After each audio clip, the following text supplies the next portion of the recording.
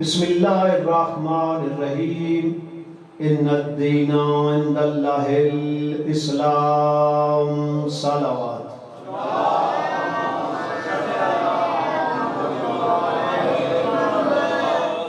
خالق دو جہاں آپ سب کی عبادات کو منظور و مقبول فرمائے۔ گزشتہ مجلس میں میں نے عرض کیا کہ اللہ نے ہمیں زندگی گزارنے کے لیے دین اسلام ہمیں عطا فرمایا۔ پہلے نبی آتے رہے، ان کی شریعتیں مختصر وقت کے لیے اور محدود لوگوں کے لیے تھیں۔ اللہ نے ہم پہ احسان کیا کہ اللہ نے نبی وہ عطا فرمایا جو قیامت تک جس کی نبوت جانے والی ہے، کتاب وہ عطا فرمائی جو قیامت تک جانے والی ہے، لہذا شریعت وہ عطا فرمائی جس کے اوپر اکمال دین کی مہر لگی ہوئی ہے۔ دین اسلام کے حوالے سے گفتگو تھی اور عرض کیا کہ دین اسلام میں کچھ اصول ہیں اور کچھ فرائض ہیں۔ اصول دین میں پہلی اصل جو ہے اس کا نام ہے توحید۔ صلوات۔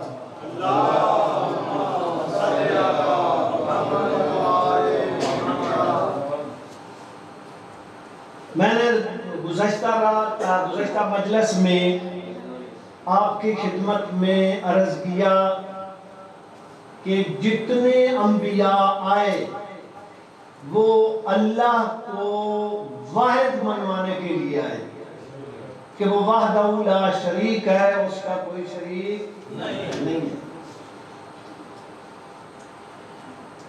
اللہ ہے، اس کا وجود، یہ توحید نہیں ہے، یہ انسان کی فطرت میں ہے، مرض کر چکا ہوں۔ انبیاء توحید کو منانے کے لیے آئے، منوانے کے لیے انہوں نے اپنی زندگیاں صرف کی۔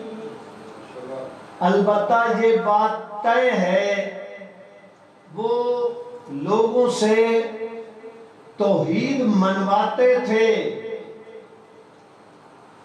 کہ اللہ وحدہ لا شریک ہے، اس کا کوئی شریک نہیں ہے۔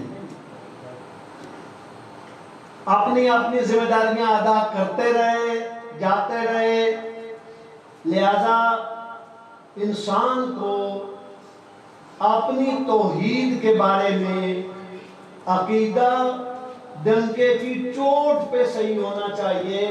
اگر پہلی اینٹ ہی ٹھیک نہ ہو تو دیوار جتنی بھی بلند چلی جائے وہ ٹیڑھی رہے گی، سیدھی نہیں ہوگی۔ اگر کسی بندے کا عقیدہ توحید ٹھیک نہیں ہے، وہ رسالت کو جس طرح بھی مانتا ہو اس کا کوئی فائدہ نہیں ہے، وہ ولایت کو مانتا ہو اس کا کوئی فائدہ نہیں ہے۔ لہذا عقیدہ توحید جس کو انبیاء نے بھی منوایا، سلسلہ چلتا رہا، اور اسی دین کی حفاظت کے لیے حسین علیہ السلام نے بھی اپنا کنبہ ساتھ لے کر کربلا کے چٹیل میدان میں اسی دین کی حفاظت کی اور قربانیاں دے کر بتا کر گئے کہ حلال محمد قیامت تک حلال رہے گا، حرام محمد قیامت تک حرام رہے گا۔ صلوات۔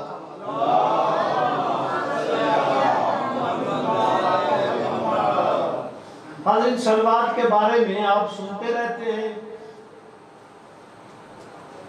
صلوات پڑھنا بہت بڑا اجر و ثواب ہے۔ بلند آواز سے صلوات پڑھی جائے تو بندے سے منافقت دور رہتی ہے۔ ایک مرتبہ بلند آواز سے صلوات پڑھ۔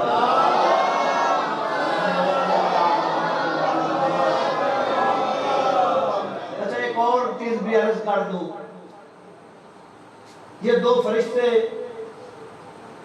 ہر بندے کے ساتھ ہیں جو اچھائی، برائی، گناہ، نیکی لکھتے ہیں۔ میں عظمت صلوات آپ کی خدمت میں عرض کرنے لگا ہوں۔ جب بندہ نیکی کرتا ہے نا، نیکی کرنے والا بندہ نیکی شروع کرتا ہے، جو نیکی لکھنے والا ہے اس کو حکم ہوتا ہے جب وہ نیکی کر لیتا ہے تو وہ اس کی نیکی لکھتا ہے۔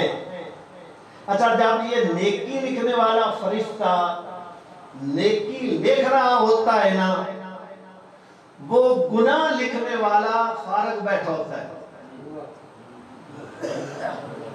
جب بندہ گناہ کرتا ہے، وہ اس کی اپنی شرائط ہے کہ کتنی دیر بعد لکھا جاتا ہے، وہ رحیم ہے، کریم ہے، بندوں پہ مہربان ہے، گناہ دیر سے لکھا جاتا ہے۔ نیکی بندہ نیت کرے تب بھی لکھی جاتی ہے، وہ صرف نیت کرے تو نیکی ایک لکھ لی جاتی ہے۔ اگر وہ کر لیتا ہے تو ایک کے بدلے میں بعض اوقات 10 نیکیاں لکھی جاتی ہیں۔ گناہ جب بندہ کرتا ہے تو بعض اوقات وہ اسی وقت حکم نہیں ہے فرشتے کو لکھنے کا۔ بعض روایات میں 7 گھنٹے 9 گھنٹے بھی مہلت ہے کہ نہ لکھ، ہو سکتا ہے میرا بندہ توبہ کر لے۔ میں گزارش کر رہا ہوں، نیکی بندہ کرتا ہے تو فرشتہ لکھتا ہے، گناہ لکھنے والا فارغ بیٹھا ہوتا ہے۔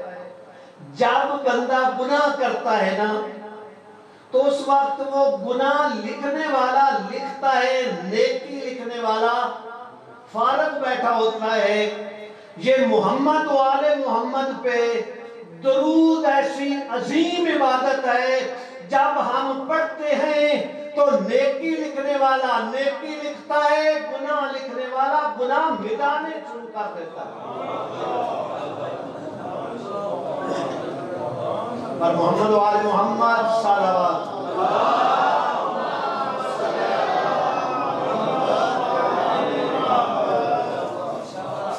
میں نے کل گزارش کی تھی، جیسی ذات اللہ کی ہے کائنات میں کوئی نہیں ہے، جیسی صفات اللہ کی ہے کائنات میں کسی اور کی نہیں ہے۔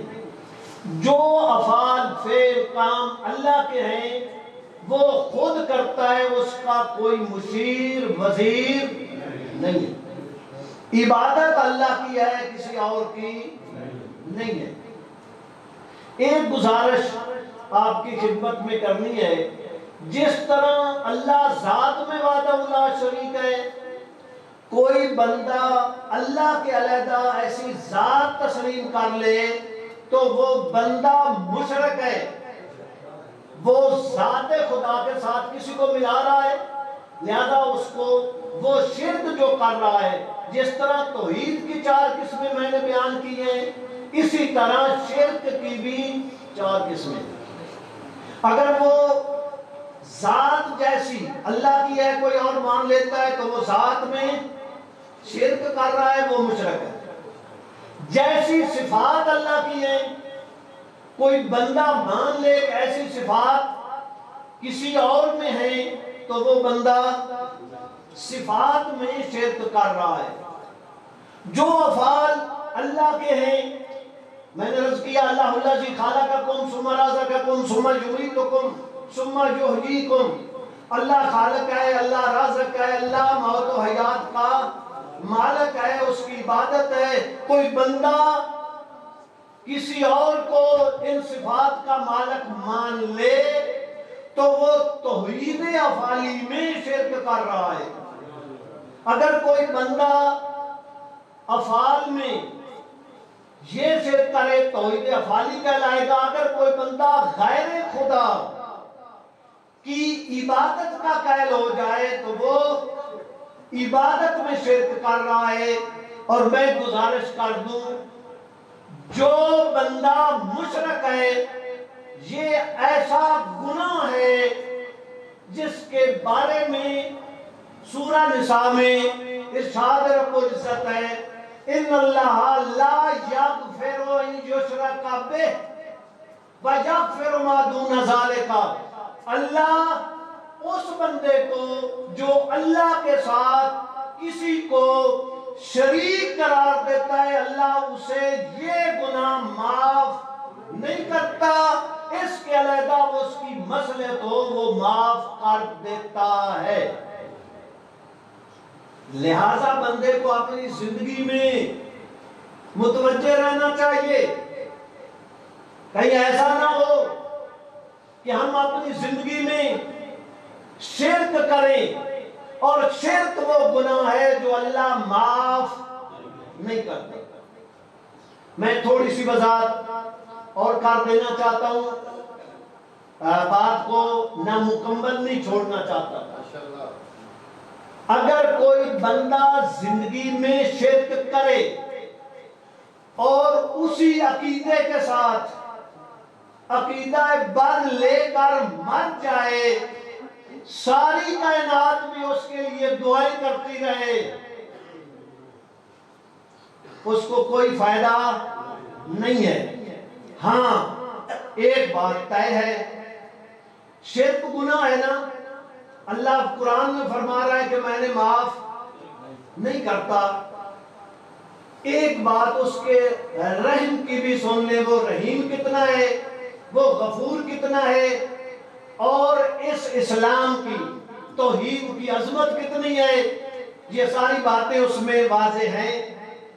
اگر بندہ شرک رکھتے ہوئے دنیا سے چلا جائے تو یہ قابل معافی نہیں۔ اگر کوئی زندگی میں اسلام قبول کر لے، پڑھے اشہد ان لا الہ الا اللہ وحدہ لا شریک لہ واشہد ان محمدًا عبدہ ورسولہ، یہ پڑھے گا، اسلام اس کا آ گیا ہے، وہ اتنا کریم ہے کہ جب بندہ یہ اسلام لے آتا ہے تو اللہ اسلام کے شرف کی وجہ سے اس کے پہلے سارے گناہ معاف کر دیتا ہے۔ میں نے عرض کیا ہے کہ بات کو نامکمل نہیں چھوڑنا چاہتا۔ اگر بندہ یہی عقیدہ لے کر جائے تو وہ قابل معافی نہیں، ورنہ اگر وہ توبہ کر لیتا ہے تو اللہ صلوات پڑھ لے۔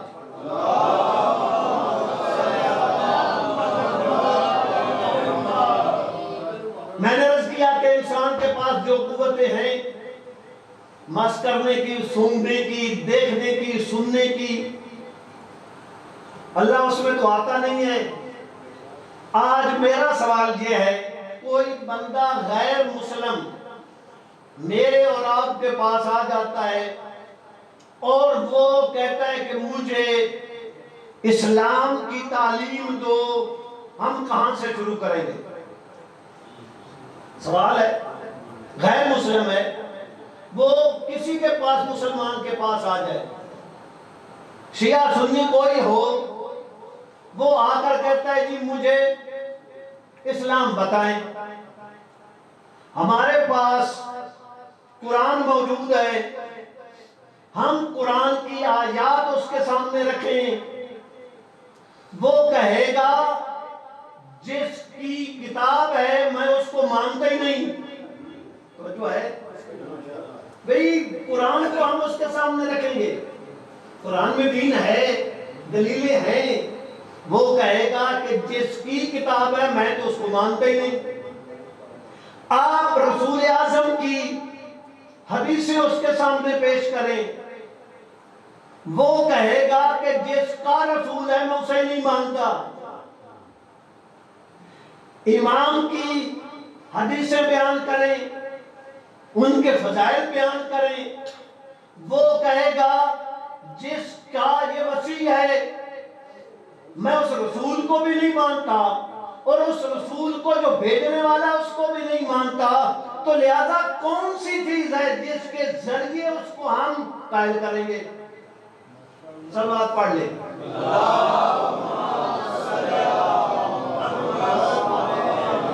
آپ کو پریشان نہیں کرنا چاہتا، بہرحال ایک چیز تو ہے نا، حاضرین اس کے لیے انسان کے اندر ایک قوت عقل رکھی ہے اور اس کو اللہ نے حجت قرار دیا ہے۔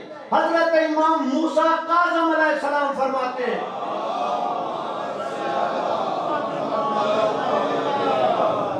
اللہ کے لیے لوگوں کے اوپر دو حجتیں ہیں، ایک حجت ظاہری ہے، ایک حجت باطنی ہے۔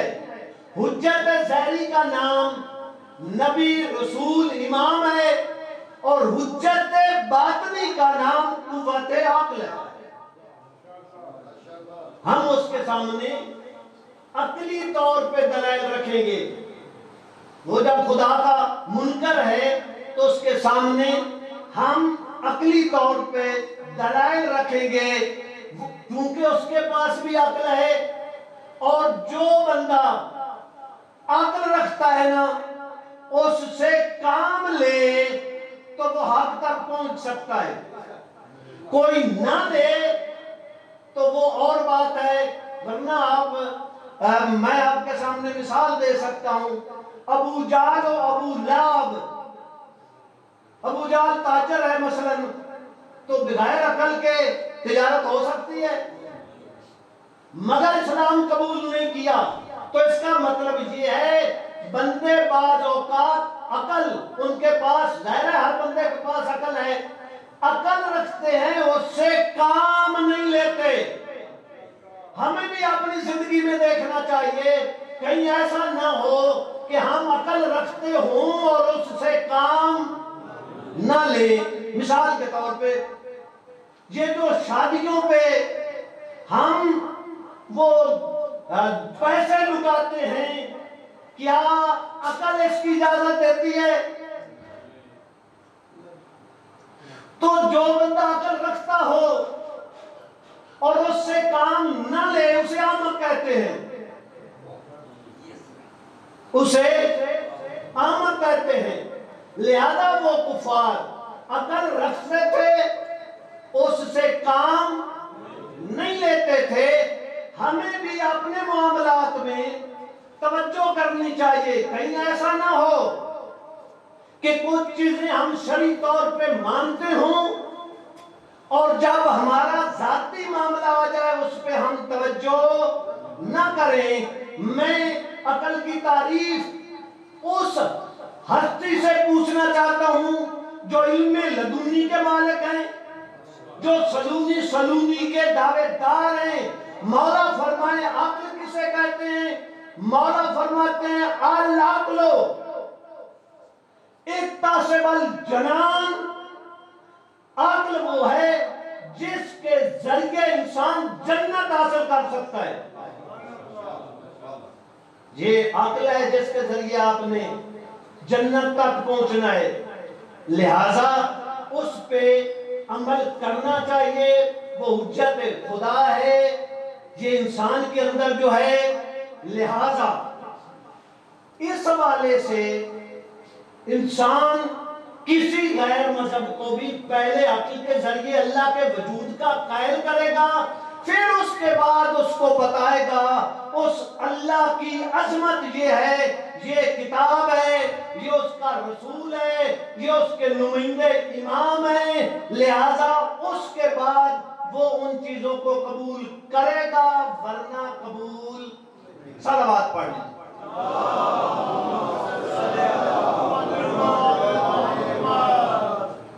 لہذا انسان قوت عقل کو معمولی نہیں سمجھنا چاہیے۔ ہوا یہ، اللہ نے حضرت آدم علیہ السلام کے پاس فرشتے کو بھیجا، یہ تین چیزیں لے کر جاؤ، ایک عقل، ایک حیا اور ایک دین، اور کہا کہ آدم سے کہنا ان تینوں میں سے ایک رکھ لے، باقی دو واپس آ جائیں۔ آئے حضرت آدم نے ان تینوں میں سے قوت عقل کو چن لیا، فرشتے نے باقی دونوں سے کہا تم واپس چلو۔ انہوں نے کہا ایک بات اللہ نے تجھے بتائی تھی کہ آدم جب ایک چیز لے لے تو باقی واپس آ جائیں، ایک چیز ہمیں بھی بتائی تھی کہ حیا اور دین یہاں عقل ہو تم نے وہیں پہ رہنا ہے.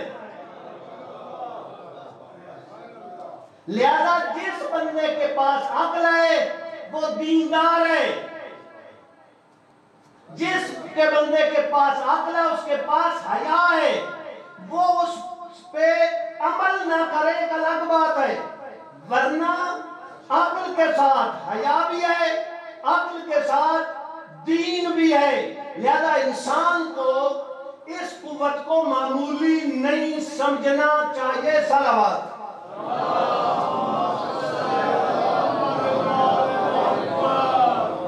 ایک بات. دوسری بات، صلوات پڑھ لیں جی.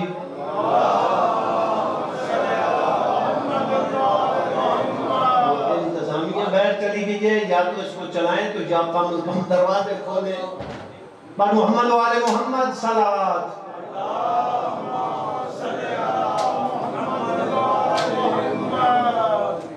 بار دیگر صلوات.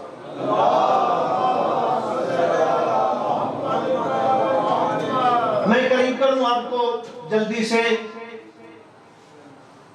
امریکہ میں ایک ادارہ ہے، اس کے پاس بچہ لے جائیں، مثلا 10 سال کا بچہ لے جائیں، اس سے کہیں کہ ہمارے بچے کے عقل کے حوالے سے بتاؤ کہ اس کی عقل کی عمر کیا ہے. انہوں نے سوال بنائے ہوئے ہیں.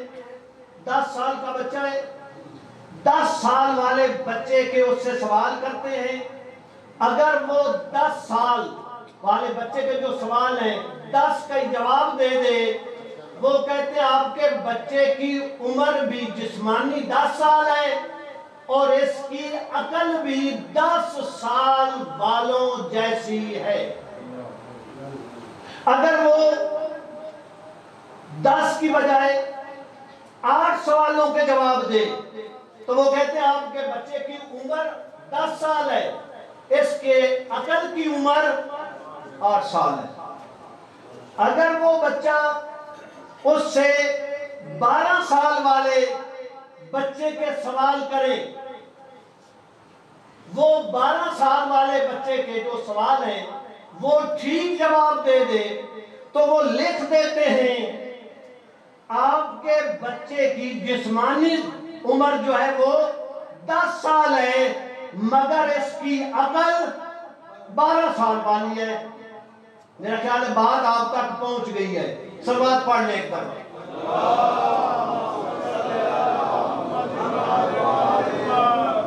طے ہو گیا نا کہ عقل جو ہے وہ کم عمر بھی ہو تو زیادہ ہو سکتی ہے. اب دنیا ایک اعتراض کرتی ہے. اب میرے ساتھ رہیں، میں نے آپ کے سامنے بات کو واضح کر دیا ہے. کہتے ہیں دعوت ذوالحجیرہ میں علی علیہ السلام نے جو وہاں پہ تائید کی تھی اس کی حیثیت نہیں ہے، ان کی عمر کم تھی، وہ بچے تھے، وہ اس وقت بچے تھے. پہلی بات تو یہ ہے بچے تھے تو رسول خدا کو فرمانا چاہیے تھا یا علی آپ بیٹھ جائیں، آپ بچے ہیں. مگر علی علیہ السلام جب رسول نے فرمایا کون ہے جو اس مشن میں میری مدد کرے گا، جو مدد کرے گا وہ میرا وزیر بھی ہوگا، میرا خلیفہ بھی ہوگا، میرا وزیر بھی ہوگا، تو اس وقت علی نے کھڑے ہو کر کہا میں مدد کروں گا. تو رسول اعظم کو فرمانا چاہیے تھا کہ آپ بیٹھ جائیں. مگر علی علیہ السلام نے جب کیا وعدہ، رسول خدا فرماتے ہیں میری بھی اطاعت کرو، علی کی بھی اطاعت کرو. نہیں، میں نے جو دوسری بات کہی ہے وہ آپ کے سامنے بیان کرنا چاہتا ہوں. اگر وہ بچے کے حوالے سے لوگ اعتراض کرتے ہیں تو ہم انہیں بتانا چاہتے ہیں جسم کی جسمانی عمر کو نہ دیکھ، عقل کی عمر کو دیکھ. علی علیہ السلام کی عقل اتنی تھی وہ جانتے تھے یہ بت خدا نہیں ہے. وہ جو ابو جہل و ابو لہب 70 سال والے جو تھے ان کی عقلوں سے علی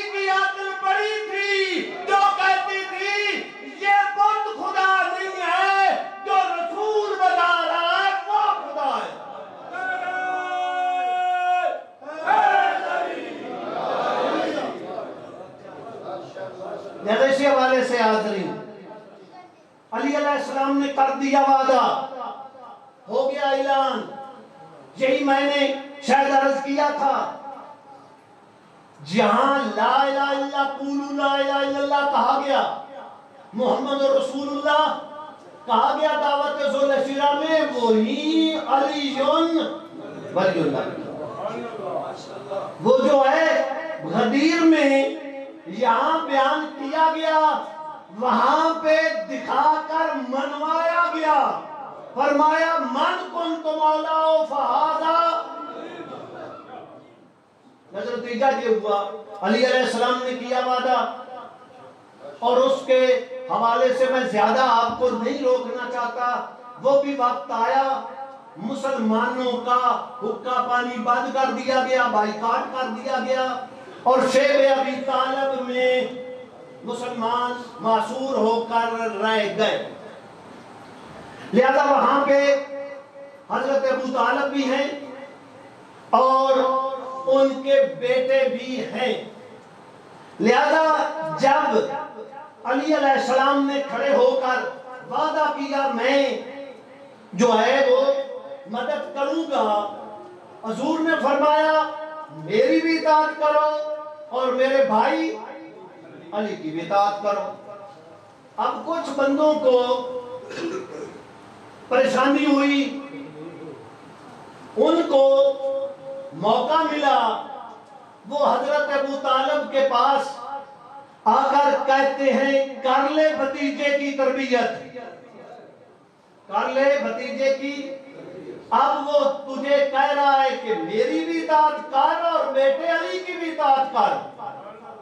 میں نے کہا تھا میں جملے کہوں گا، مولا علی علیہ السلام کے والد بزرگوار محسن اسلام حضرت ابو طالب کے بارے میں آئے اور آ کر کہا کہ کر لے پرورش، اب تیرا بھتیجا تجھے کہہ رہا ہے میری بھی اطاعت کر اور اپنے بیٹے علی کی بھی اطاعت کر۔ خدا گواہ ہے،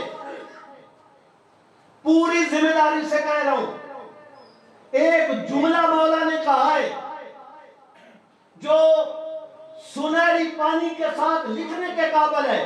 آپ بھی توجہ فرمائیں، جب یہ کہا نا کر لے بھتیجے کی پرورش، اب اس کی بھی اطاعت کر، بیٹے کی بھی اطاعت کر۔ ان کے ذہن میں یہ تھا کہ بیٹے کی اطاعت بھی والد کرتا ہے۔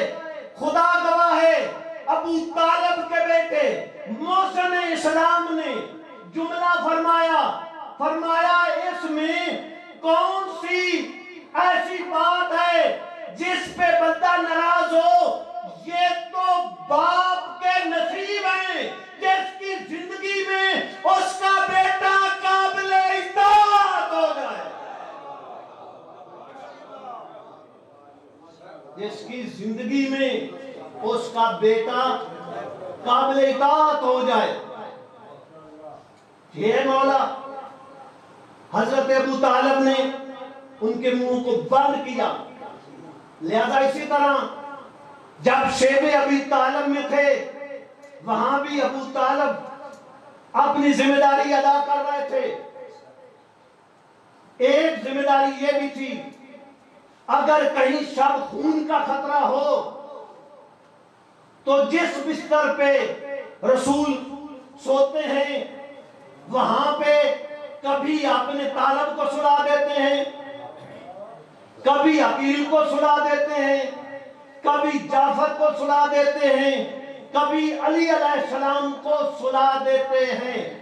میری گزارش یہ ہے، اولاد سے کوئی اور پیارا نہیں ہوتا، مگر ابو طالب کی نظر میں صرف اور صرف عبداللہ کا بیٹا بھتیجا نہیں تھا، نبی بھی تھا۔ لہذا بیٹوں کو قربان کرنے کے لیے تیار ہیں کہ یہ قربان ہو جائیں، میرا بھتیجا بچ جائے۔ اب لوگ ہمیں کہتے ہیں سب کو برابر کر دو، سب کو برابر مانو۔ میں آپ سے پوچھنا چاہتا ہوں، کیا ہم حضرت عقیل کو حضرت علی جیسا سمجھتے ہیں؟ نہیں۔ حضرت جعفر کو، طالب کو نہیں، مگر ان کی حیثیت کیا ہے؟ وہ رسول خدا پہ اپنی جان دینے کے لیے بستر نبی پہ سو رہے ہیں، تو دنیا کو کم از کم اتنا تو سوچنا چاہیے، جو رسول پہ اپنی جان قربان کرنے کے لیے علی کے بھائی کیوں نہ ہوں، ہم ان کو علی جیسا نہیں مانتے، تو جو میدان میں چھوڑ کر رسول کو چلے جائیں، ہم ان کو علی جیسا کیسے مانیں گے؟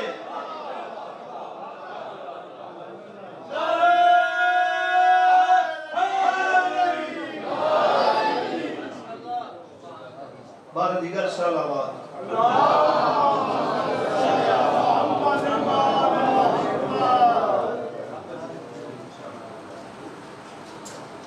بر محمد و آل محمد صلوات. بسم اللہ.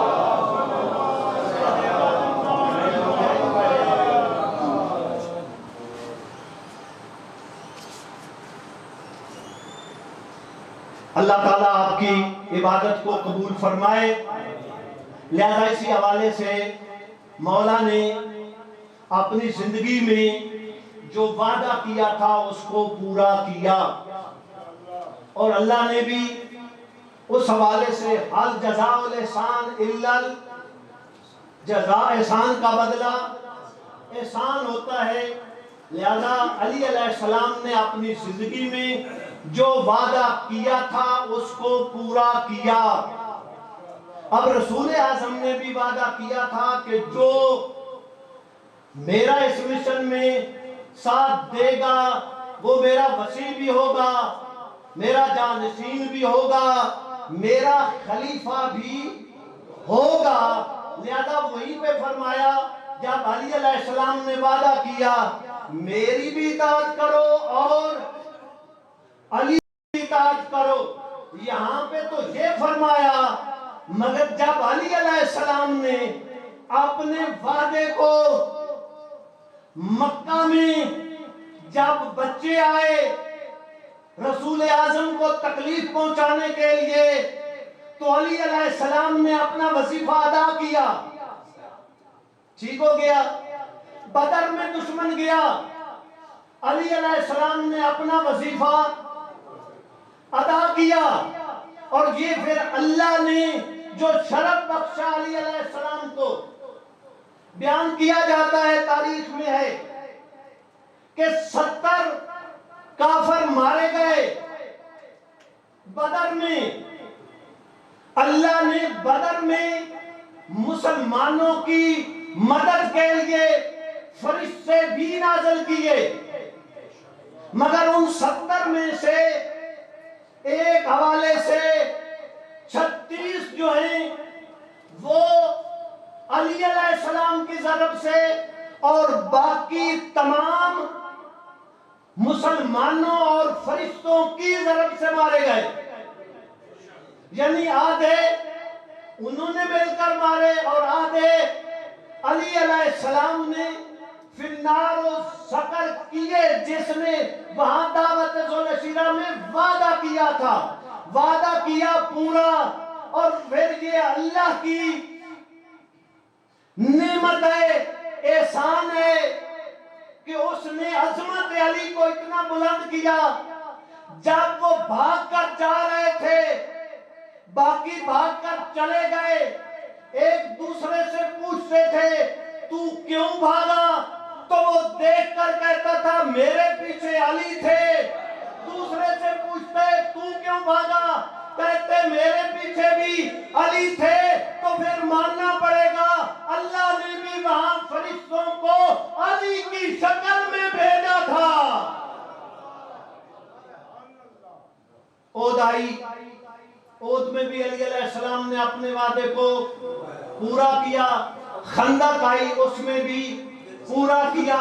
جب بھی ضرورت ہوئی خیبر ہو پورا کیا. وعدہ جب پورا کیا تو جب رسول اعظم حج سے فارغ ہو کر واپس پلٹے تو وہ میدان جس کو آپ سنتے رہتے ہیں ادھر سے حکم آ گیا، یا ایھا الرسول بلغ ما انزل الیک من ربک ان لم تفعل فما بلغت رسالتہ، کہ رسول پیغام پہنچا دے۔ پلانوں کا منبر بنایا گیا، مختصر کر رہا ہوں، رسول اعظم نے پلانوں کا منبر بنا کر خطبہ دیا اور ان سے پوچھا کیا میں نے اللہ کا پیغام تم تک پہنچا دیا ہے؟ انہوں نے کہا پہنچا دیا ہے۔ پھر پوچھا کیا میں تمہارے نفسوں کے اوپر، تمہارے نفسوں کے اوپر، تمہاری جانوں کے اوپر حق کے تصرف زیادہ رکھتا ہوں یا نہیں؟ سب نے کہا آپ رکھتے ہیں۔ اس وقت ادھر وعدہ کیا تھا اور بتایا تھا علی میرا خلیفہ ہے، اب منبر پہ کھڑے ہو کر مولا کا بازو پکڑ کر فرمایا من کنت مولا فہذا علی مولا۔ لہذا وعدہ کیا، پورا وعدہ پورا ہو گیا۔ لہذا اس حوالے سے ظاہر ہے کہ آپ اس طرف متوجہ ہیں کہ جب کوئی بیان کرنے والا بیان کرتا ہے تو داد دینے والے داد دیتے ہیں، تو بانی اگر داد دے تو اس کا اور حساب ہوتا ہے۔ لہذا وہاں پہ جس ذات نے دین بھیجا تھا اس ذات کی طرف سے رسول اعظم نے اپنی ذمہ داری ادا کر دی، مگر کوئی داد اس طرف سے ابھی نہیں آئی تھی۔ جب علی علیہ السلام کی ولایت کا اعلان ہو گیا، ادھر سے جبرائیل وہ چیز لے کر آ گئے اور دیکھ کر فرمایا الیوم اکملت لکم دینکم واتممت علیکم نعمتی ورضیت لکم الاسلام دینا۔ علی کی ولایت کا ہو گیا اعلان، قیامت تک دین کے محافظوں کا ہوا ہے اعلان۔ لہذا آج اعلان ہوا ہے میں نے دین کو مکمل کر دیا ہے، نعمتیں تمام کر دی ہیں، اور آج دین کو میں نے پسند کر لیا ہے۔ ایک اور بات کہہ کر آپ کی زحمت کو ختم کرنے کے قریب کروں۔ ایک بات یہ بھی ہوتی ہے جب کوئی جلسہ ہوتا ہے تو اس میں دو تین چیزیں مہم ہوتی ہیں۔ دیکھا جاتا ہے کہ جلسے کا بانی کون ہے، خطیب کون ہے، اور موضوع کیا ہے۔ اس طرح کہ آج برادران چودھری صاحبان بانی ہیں، بلکہ آپ سب لوگ بانی ہیں۔ صلوات۔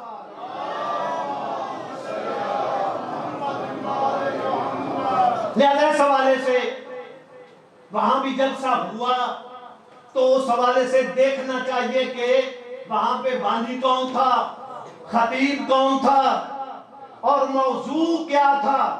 بس حاضرین، رسول خدا نے اپنی ذمہ داری ادا کی تو مجھے کہنے کا حق دیں۔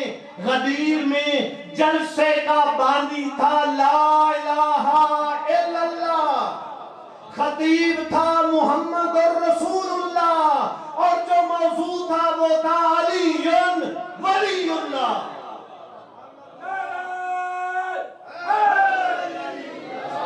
بس حاضرین، اسی دین کو بچانے کے لیے حسین نے وطن چھوڑا۔ دین پہ عمل کرنا چاہیے، ہمیں دین مفت میں ملا ہے، اس لیے ہمیں قدر نہیں ہے۔ اگر پتہ کرنا ہونا دین پہ کتنا خرچ ہوا ہے، شام غریبہ کی دخیاری زینب سے پوچھ یا سید سجاد سے پوچھ۔ خدا گواہ ہے سید سجاد کو باقی زندگی میں کبھی کسی نے ہنستے ہوئے نہیں دیکھا، روتے زندگی گزری اپنے بابا کو۔ کھانا آتا ہے تب روتے ہیں، پانی آتا ہے تب روتے ہیں، میرا بابا آپ کی قسمت۔ کسی نے کہا مولا غم کم کرنے کے لیے بازار، مولا دیکھ کر فرماتے ہیں میں بازار جاؤں مجھے شام کا بازار یاد آ جاتا ہے۔ پوری ذمہ داری سے کہہ رہا ہوں، سید سجاد کا خرچ بتا رہا ہوں۔ سید سجاد بڑے بڑے مصائب سے گزرا مگر مرنے کی دعا نہیں کی۔ بابا کی لاش کو ریت پہ دیکھا، مرنے کی دعا نہیں کی۔ پھوپھیوں کو سر ننگے بازاروں میں دیکھا، مرنے کی دعا نہیں کی۔ جب آیا ہے نا یزید کا دربار اور بیٹھے لوگ شراب پی رہے تھے، اس وقت سید سجاد کی چیخ نکل گئی، کاش میری ماں نے مجھے نہ جنا ہوتا، یہ شرابی شراب پی رہے ہیں اور زینب و کلثوم سر ننگے۔ بس ایک وہ وقت آیا جب کربلا میں لشکروں پہ لشکر آ رہے تھے۔ جب کوئی لشکر آتا، جناب زینب پوچھتی کون آیا ہے تو بتایا جاتا علی کی بیٹی تیرے بھائی کے دشمن آئے ہیں۔ ایک مرتبہ بی بی نے بھائی سے اس حوالے سے بات کی، بھائی کوئی تیرا بھی ساتھی ہو تو بلا لے۔ بس حاضرین، مختصر امام نے خط لکھا اپنے بچپن کے دوست حبیب ابن مظاہر کو۔ مختصر یہ ہے، خط لکھا حسین ابن علی کی طرف سے ہے اور رجل فقی حبیب کی طرف ہے۔ اتنا لکھا، حبیب ہم کربلا میں آ گئے ہیں، ہماری مدد کرنی ہے تو جلدی آ جانا۔ آگے جملہ کہہ رہا ہوں، علامہ کہتا ہے ایک جملہ اور لکھا، حبیب میں اکیلا نہیں آیا، میرے ساتھ زینب ہے۔ قاصد پہنچا، دروازے پہ دق الباب، کون؟ سید شہداء حسین کا قاصد۔ حبیب نے خط کو چوما، پڑھا اور پڑھنے کے بعد بیٹھ گیا، رونے لگا۔ زوجہ نے پوچھا حبیب کس کا خط ہے؟ کہا زہرا کے بیٹے حسین کا خط ہے۔ کہا رو کیوں رہا ہے؟ کہا اس نے مدد کے لیے پکارا ہے اور کہا ہے حبیب میں اکیلا نہیں آیا۔ کہا پھر تو نے کیا فیصلہ کیا ہے؟ کہا میں سوچ رہا ہوں، حالات ایسے ہیں جاؤں یا نہ جاؤں۔ اس وقت وہ حبیب کی زوجہ مومنہ تھی، دیکھ کر کہتی ہے حبیب زہرا کا لال تجھے پکارے اور تو سوچے گا یہ میری چادر تو لے لے، تلوار مجھے دے، میں جا کر حسین کی مدد کروں گی۔ بس سزادارو، غلام کو دیا، گھوڑا کے چلا جا، میں پیچھے سے آ رہا ہوں۔ تھوڑی دیر جناب حبیب کو دیر ہوئی نا، جانور رکے نا گھوڑا تو وہ اپنے پاؤں زمین پہ مارتا ہے۔ ایک مرتبہ غلام نے گھوڑے کو دیکھ کر کہا گھوڑا پریشان نہ ہو، اگر میرا آقا حبیب نہ آیا تو میں تیرے اوپر سوار ہو کر حسین کی مدد کے لیے جاؤں گا۔ ادھر حبیب نے یہ جملے سنے، دیکھ کر کہتے ہیں حسین اتنا غریب ہو گیا ہے کہ غلام بھی تیرے اوپر جان دینے کے لیے تیار ہیں۔ بس صادرین، کہا جا میں نے تجھے آزاد کیا۔ وہ غلام دیکھ کر کہتا ہے آقا آپ میرے ساتھ انصاف نہیں کر رہے، جب تک آپ نے اپنی خدمت لینی تھی تو مجھے اپنے ساتھ رکھا، اب زہرا کے لال کو مدد کی ضرورت ہے، مجھے ساتھ لے جائیں، جہاں تم ان پہ قربان ہو جاؤ گے میں بھی قربان ہو جاؤں گا۔ بس حاضرین، ادھر حبیب کربلا میں پہنچے، ادھر سید الشہداء نے کہا عباس اکبر جاؤ نا حبیب کا استقبال کرو۔ ایک زمزمہ تھا کربلا کی فضا میں اور وہ آواز خیموں کے اندر گئی۔ جب خیموں کے اندر آواز گئی نا، جناب زینب سلام اللہ علیہ نے کہا فضا ذرا دیکھ کون آیا ہے۔ جا کر جناب فضہ نے بتایا آپ کے بھائی کا دوست حبیب آیا ہے. یہ کہنا تھا میں جو جملے کہہ رہا ہوں علامہ صفدر حسین نجفی آل اللہ مقامہ دیکھ کر فرماتے ہیں بی بی نے کہا فضہ جا کر حبیب سے کہے زہرا کی بیٹی زینب تجھے سلام بھیجتی ہے. حبیب بیٹھ گیا رو کر کہتا ہے زہرا جائی وہ